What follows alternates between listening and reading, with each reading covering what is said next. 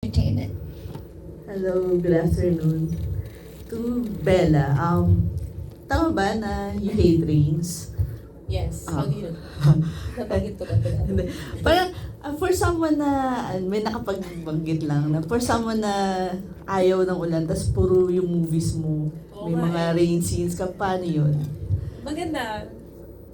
Sa totoong buhay ako ng ulan. Nalulungkot ako. Hindi, nalulungkot ako sa ulan. Oo, ganun. Oo, nalulungkot ako pag umuulan. Siguro dahil lumaki ako sa Pilipinas. Gusto ko maaraw palagi. Um, Nakatulong siya sa akin dito sa movie ng grabe because the movie is very heavy and melancholic. It helped me a lot. Minsan, sinisindihan pa lang nila yung rain effect na tutulungan ako emotionally. Which was such a big help, honestly. But, we keep saying ang bigat ng movie, ang sakit ng movie, but there are also so many beautiful light moments in the film. I just wanna add kasi baka i-expect nyo, umpisa pa lang umiiyak na kayo, although it could be that way. There are so many light moments also that bring life to the film. Masingit lang, but yeah. My second question is for Carlo. Ay, siguro pati na rin kay Bella, no? Since St. Gallen, ano yung mga na ano nyo na sa tingin nyo yung parang nag-improve or ano yung sa acting, may mga ayaw kong gamitin yung word. Ano yung mga nag-improve sa inyo or na-discover ninyo na kakaiba this time since mapanakit na movie din ito?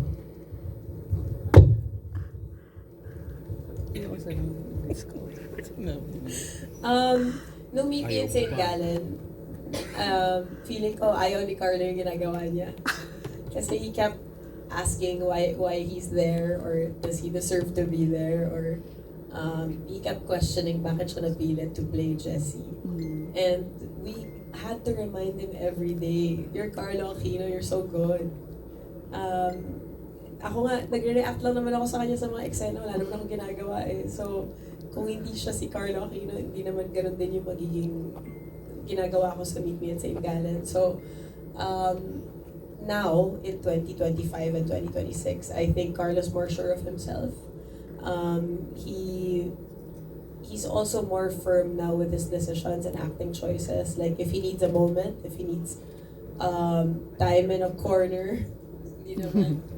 If kailangan niya muna ng space sa gilid para makinig ng music or kailangan niya ng katahimikan, he takes up that space. Dati kasi hindi, parang oo lang siya ng oo kung ano yung mangyayari sa set. Ngayon, parang I feel like Carlo understands that he's Carlo.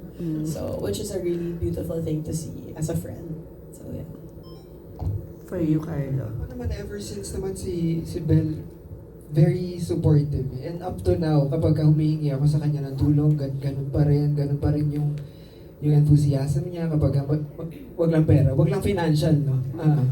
Pero sa acting talagang pagka hinawakan ko siya, magbibigay siya, kapag niyakap ko, nandiyan siya palagi. So ever since St. Gallen, ganun na siya. Siguro dahil yun sa love niya for the craft. Yan, feeling ko ganun. Okay. Pwede mag-bones kay, kay Sir Ricky po.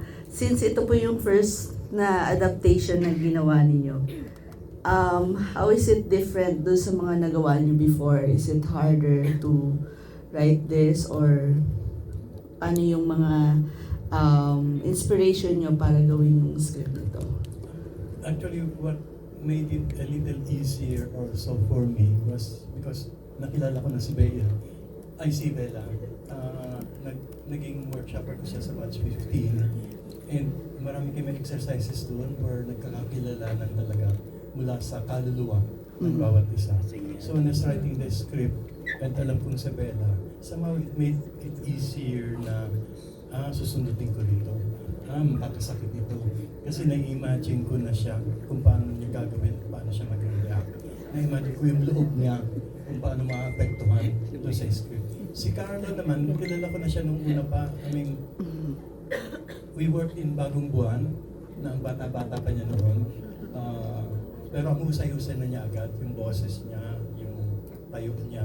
So, and I've worked with him nang matagal din sa many shows and songs sa ABS-CBN. So, kilala ko siya. So, knowing the two stars, made it really, really easy.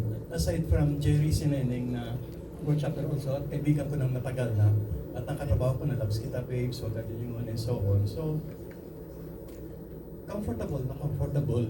Although masakit yung pagsusulat ng script, comfortable yung experience ko writing this script.